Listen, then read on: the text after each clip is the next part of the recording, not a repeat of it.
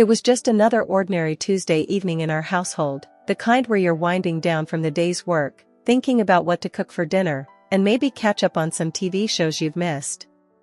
Mike, my husband of 20 years, was lounging on the sofa, flicking through channels, while I was in the kitchen pondering whether spaghetti or chicken salad would be the lesser of two evils for our waistlines. I was thinking about what our 19-year-old son Alex eats in college.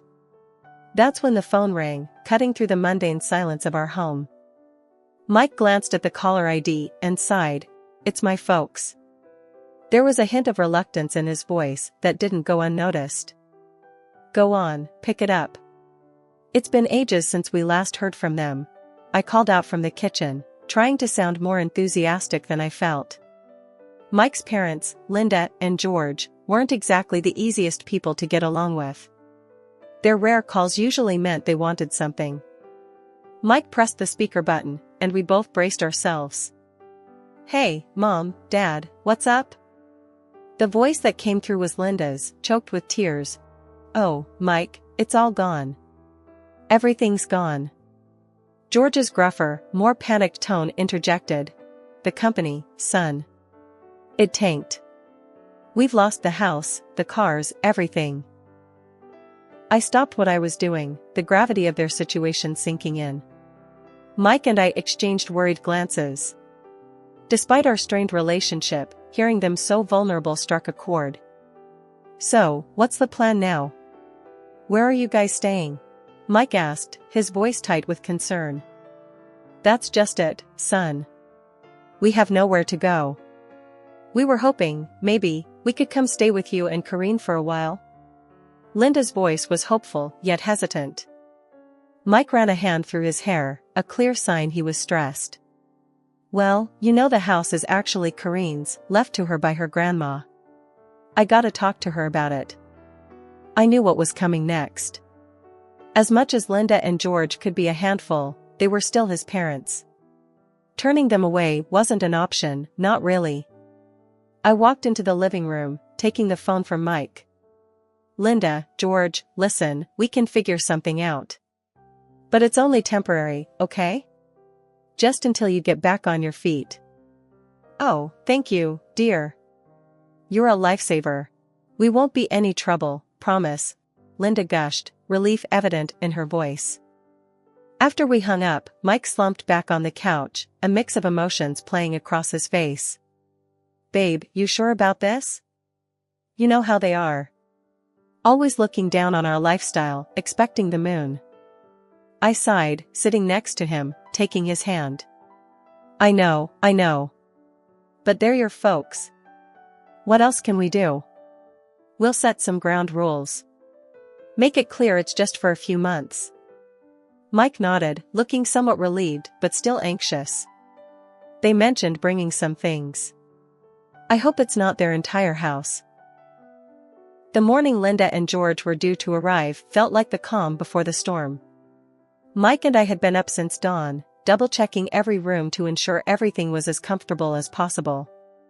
Our attempt to bring some order before the inevitable chaos. "Karine, do you think they'll like the setup in their room?" Mike asked for what felt like the 10th time, his forehead creased with worry. I shrugged, adjusting a pillow for the umpteenth time. "They'll have to. It's not the Ritz, but it's the best we can do." The sound of engines rumbling down our street cut our conversation short. We exchanged a look that said, "Here we go," and made our way to the front door. As we stepped outside, two massive moving trucks pulled up, blocking our driveway. Jesus, did they bring the whole house? I muttered under my breath as Mike squeezed my hand, a silent plea for patience. Linda and George emerged from a sleek rental car, looking every bit the displaced royalty. Linda, with her fur coat draped over her shoulders despite the mild weather, and George, in a suit that looked too formal for our quiet, suburban street. "Karine, Mike. Oh, how we've missed you," Linda exclaimed, embracing me with a force that nearly knocked the wind out of me.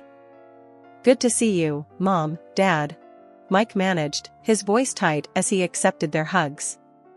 As the movers began unloading, the sheer volume of some things they'd mentioned became horrifyingly clear. Furniture, boxes, more boxes, and endless bags started piling up in our driveway. Mike and I helped direct the movers, but it quickly became apparent that our house was not prepared for the influx. Every room on the ground floor was soon crowded with their belongings, leaving just narrow paths to navigate through. As the movers left, George clapped his hands together, looking pleased. "Well, this feels homier already, doesn't it?" That evening, after a day of moving and rearranging, we sat down for dinner. The air was thick with tension, an uncomfortable blend of gratitude and resentment simmering just below the surface.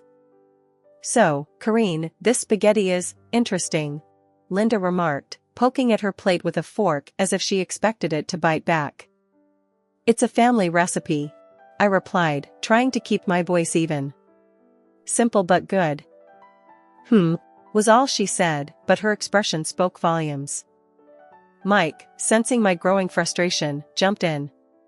"Mom, Dad, we're really glad we could help out in your time of need. But we need to remember we're all in this together. It's going to be a bit of an adjustment for everyone."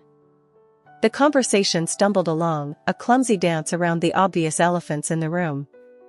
After dinner, as we were clearing the table, Mike pulled me aside. "Karine, this is going to be harder than we thought," he whispered, his eyes filled with concern. I sighed, leaning into him. "We knew it wouldn't be easy. But we'll make it work. Somehow."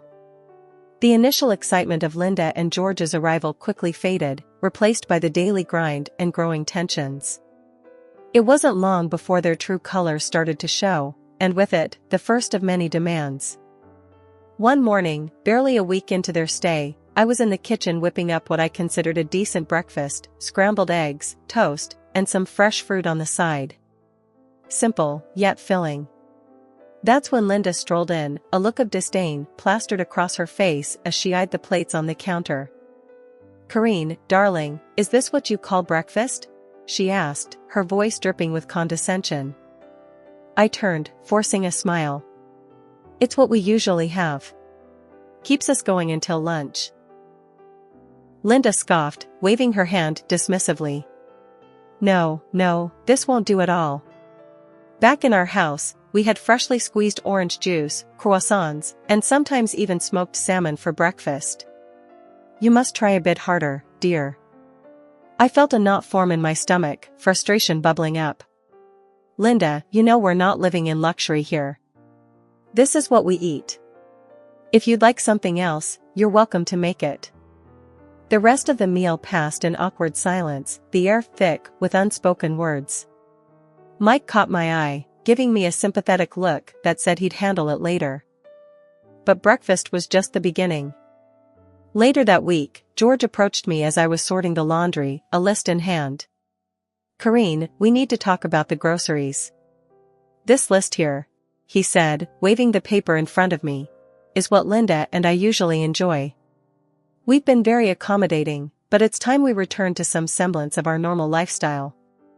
I took the list, my eyes widening as I scanned the items.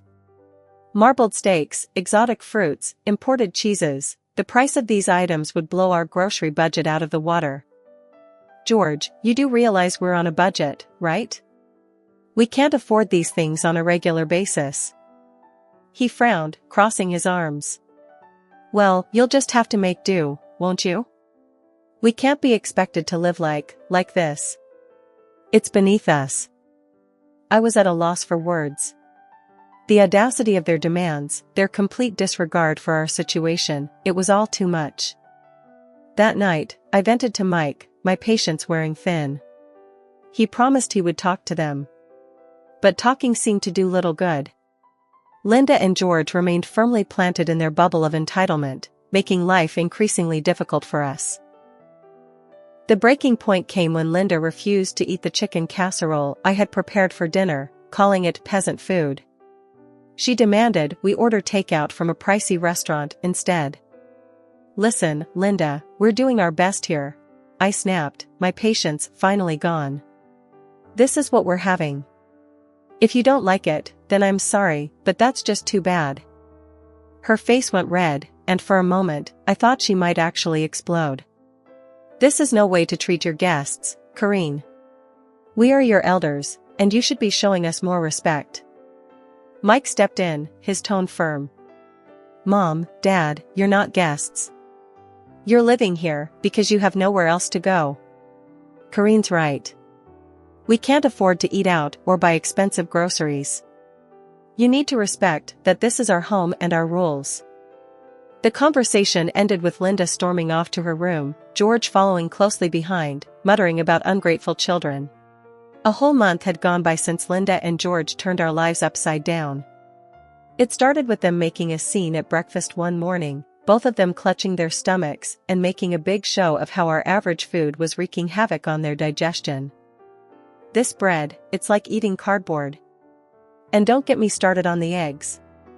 My stomach's been in knots. Linda complained, her voice teetering between a whine and a demand. George chimed in with a groan, I haven't felt right since we got here. We need proper food, not this peasant fare. Feeling cornered and wanting to keep the peace, I caved. I started buying the fanciest groceries I could find for them, while Mike and I resorted to fast food just to save on costs. Fast forward a month, and I'm sitting at the kitchen table, receipts scattered in front of me. My heart sank as I tallied up the numbers. We were spending double on groceries compared to before Linda and George's arrival. And that wasn't even touching on the water bill, which had skyrocketed thanks to Linda's newfound love for long, luxurious baths. Enough was enough. That evening, as I served dinner, the contrast couldn't have been starker. Linda and George were tucking into their gourmet dishes, while Mike and I nibbled on cheap takeout. My frustration boiled over. Listen up, I started, my voice steady but firm. This can't go on. We're blowing through our budget trying to cater to your tastes. From now on, we're all eating the same food. No more special treatment. Linda looked up, her fork paused midair. You can't be serious. This food is the only thing keeping our health from plummeting in this hovel. George nodded in agreement. Exactly. You expect us to eat fast food?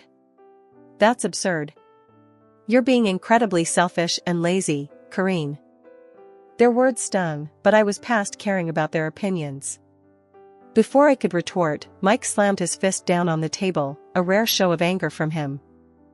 That's enough, he barked. You're living under our roof, in Karine's house. You will show her respect. She's been bending over backward to accommodate you, and this is how you repay her? No more. Either you start eating what we provide, or you can find somewhere else to live. The room went silent, the tension thick enough to cut with a knife. Linda and George exchanged a look, then silently returned to their meal. The day after the big blow-up, things escalated in a way I couldn't have imagined. It started with a knock at the door, mid-morning. I was in the middle of tidying up the living room, Mike having gone out to run some errands. The delivery guy, a young lad probably in his early 20s, stood there with a smirk, holding a stack of fancy-looking food boxes. Delivery for Karine, he announced, thrusting the boxes into my arms before I could even open my mouth. Confused, I stared down at the assortment of gourmet meals, the kind that cost an arm and a leg from the high-end place downtown. There's been some mistake. I didn't order this. Just then, Linda breezed in, a smug smile on her face. Oh, those are for us. I couldn't stomach another day of that dreadful food you've been serving. I was flabbergasted. And how do you plan on paying for this? I asked, trying to keep my cool. Linda waved a dismissive hand. Oh, don't worry, dear. It's on you. Consider it a thank you for our stay. Fury bubbled up inside me, but before I could confront her further, the phone rang. It was Mike, checking in. I quickly explained the situation, my voice shaking with anger. Stay calm. I'll handle it when I get back, he said, his tone tight with frustration. But staying calm was easier said than done. By the time Mike got back, Linda and George had made themselves comfortable, devouring their expensive meals with relish while I fumed silently. That evening, Mike and I sat them down for another talk. This time, the gloves were off. "Mom, Dad, this has got to stop," Mike began, his voice low but firm. "You can't just order expensive meals on our dime. It's not right." George scoffed, leaning back in his chair. "Oh, please. It's the least you can do after forcing us to eat like paupers." I couldn't believe what I was hearing. "Forcing you?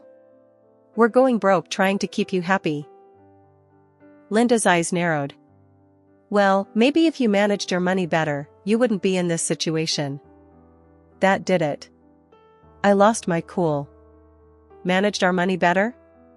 We were fine before you showed up, turning our lives upside down. Mike stood up, his chair scraping against the floor. "That's it. We've been more than accommodating, but it's clear you have no respect for us or our home. You need to leave." Their reaction was immediate and explosive.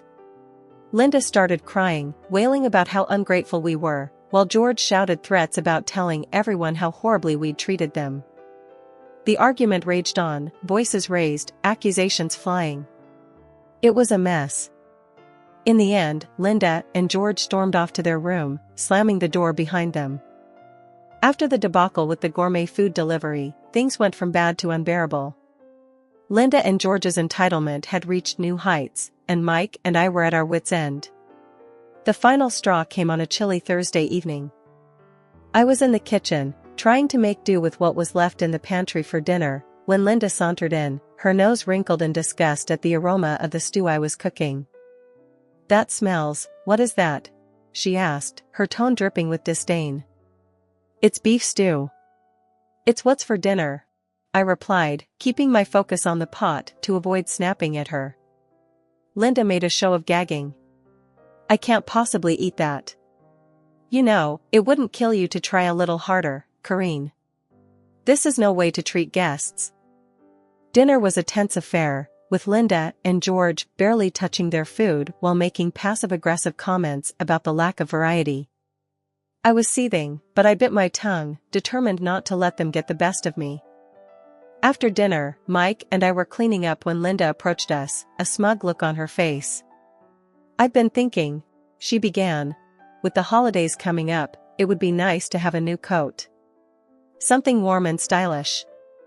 I stopped in my tracks, staring at her in disbelief. "A new coat? With what money, Linda?"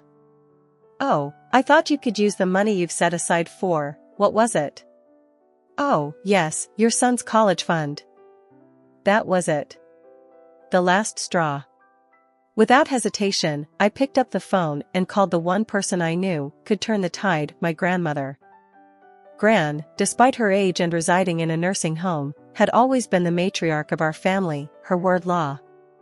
After I spilled out the whole sorry saga, she huffed in disbelief.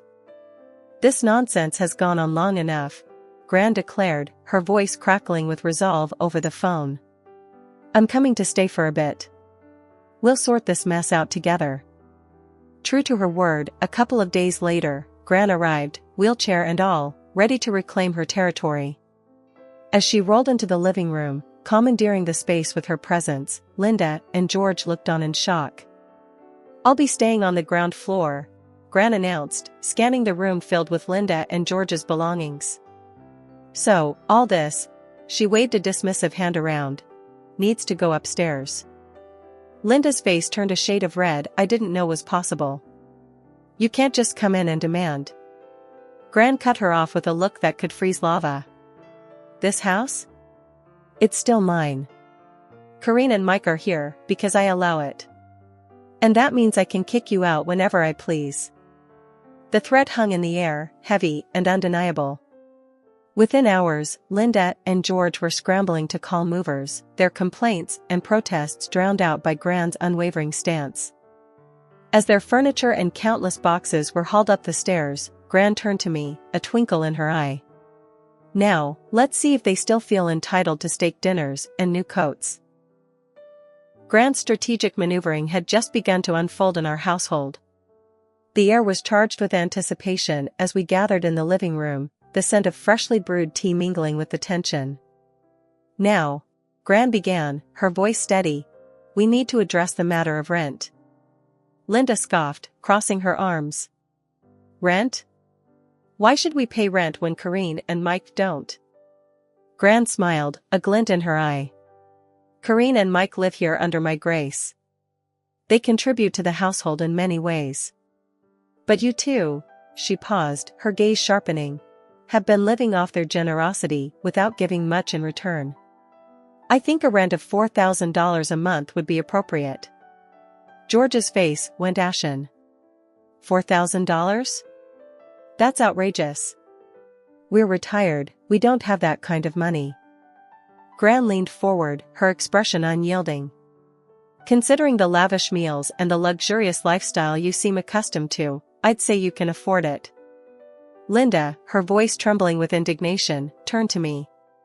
Karine, surely you don't agree with this extortion? Before I could reply, Gran interjected. It's not extortion, Linda. It's about fairness. But I'm willing to negotiate. She paused, a sly smile playing on her lips. If you're willing to help take care of me during your stay, push my wheelchair around, make breakfast, help with my bath, I might consider reducing the rent. The suggestion hung in the air, heavy and unappealing to Linda and George, who exchanged a look of utter disbelief. George, ever the pragmatist, asked, and how much would this assistance reduce the rent? Gran tapped her chin, pretending to ponder. Let's say, down to $2,000, provided the help is substantial and consistent. Linda's mouth dropped open, but before she could protest, George cut in. And if we refuse? Gran's response was swift and final. Then you're welcome to find somewhere else to live. This house, she gestured around, will no longer be your refuge. The ultimatum was clear. Linda and George, faced with the prospect of actually working or paying a hefty rent, seemed to shrink in their seats. The following days were a flurry of hushed conversations and frantic phone calls as they scrambled to find an alternative. Eventually, they announced they had found a small apartment and would be moving out immediately. The process was swift, their belongings packed and removed with a speed that suggested eagerness to leave the situation behind. As their car disappeared down the driveway, Gran turned to Mike and me, her expression softening. I know it was tough, but it was necessary. You two need your space, and they need to stand on their own. Mike wrapped an arm around Gran, gratitude in his eyes. Gran, you've done more for us than we could ever repay. Thank you. In the weeks that followed, Gran became more than just a guest, she was a guardian of our home's harmony, a role she played with a blend of sternness and love that only she could manage. In the calm that followed Linda and George moving out, our house felt like it was finally breathing again. Gran, Mike, and I gathered in the living room one night, the gentle hum of the evening wrapping around us, making the space feel sacred after the storm we'd weathered. Breaking the quiet, Gran's tone turned playful. Well, as much as I've enjoyed the drama, I think it's time for me to head back. The nursing home misses its most troublesome resident. Mike and I shared a look, already dreading her departure. Gran, this house is always open for you. It's not really home without you. I managed, my voice heavy with emotion. Gran gave my hand a squeeze. And you're always in my heart. But don't worry, I'll be back to stir things up now and then. We laughed together, a sound that felt like healing. As we said our goodbyes to Gran the next day, watching her taxi disappear, Mike and I knew we were ready for whatever came next. Together. Our home, once a battlefield, was now a symbol of our resilience, a place where love and boundaries found their balance. And as we stepped back into the quiet of our living room, ready to face the future, I felt deeply thankful for the journey that had brought us here, for the family we were, and for the lessons we'd carry forward. A few weeks later, we heard from a mutual acquaintance that Linda and George were living in a small apartment, having sold most of their belongings to cover their debts. The news came as a bittersweet confirmation of the new chapter they, too, were embarking on, a life defined by the consequences of their choices, leaning on each other, perhaps for the first time in a long while. Reflecting on this, Mike and I realized the true depth of the changes we'd all undergone. Our home was peaceful once more, and though the journey had been rough, it had taught us the true meaning of family, resilience, and love.